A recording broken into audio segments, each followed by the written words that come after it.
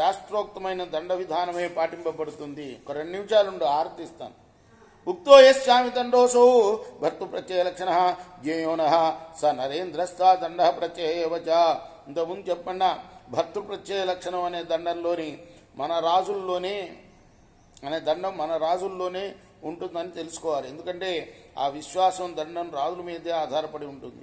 దండ ప్రత్యయ దృష్టోపి వ్యవహారాత్మక స్మృత వ్యవహార స్మృతో యశ్చ సవేద విషయాత్మక. ప్రభు యొక్క విశ్వాసం మీద ఆధారపడినప్పటికీ ఆ దండం వ్యవహార స్వరూపంగానే భావింపబడుతుంది.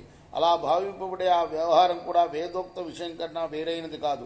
యశ్చ వేద ప్రసూత ఆత్మ సధర్మో గుణదర్శన ధర్మ ప్రత్యయ ఉద్దిష్ట యథా ధర్మం కృతాత్మభి. వేదాల నుండి పుట్టినది ధర్మం. ఆ ధర్మం తన గుణాలని ప్రదర్శిస్తుంది.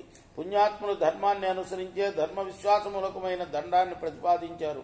వ్యవహార ప్రజాగోప్త బ్రహ్మాదిష్టాయుధిష్ట త్రీంధారయతి లోకాన్ త్వయి సత్యాత్మాభూతివర్ధన.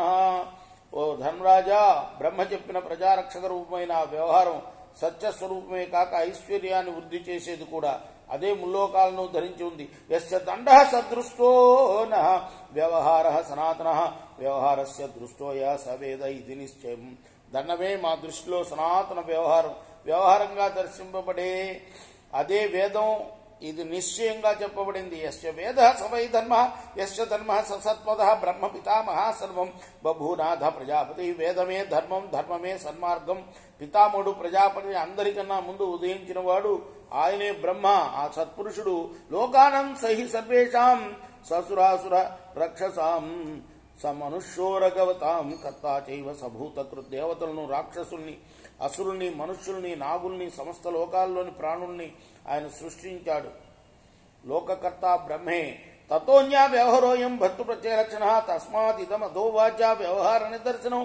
అతని వల్లనే భర్తృ ప్రత్యయ లక్షణం అనే పేరు గల వేరే విధమైన దండం ప్రవర్తిల్లింది. పైగా అతడే ఈ వ్యవహారం కోసం ఈ ఆదర్శ వాక్యాన్ని చెప్పాడు. మాతా పితాచ భ్రాతాచ భార్యా చైవ పురోహిత నాదండ్యో విద్యతే రాజ్ఞ స్వధర్మేన తిష్టతి.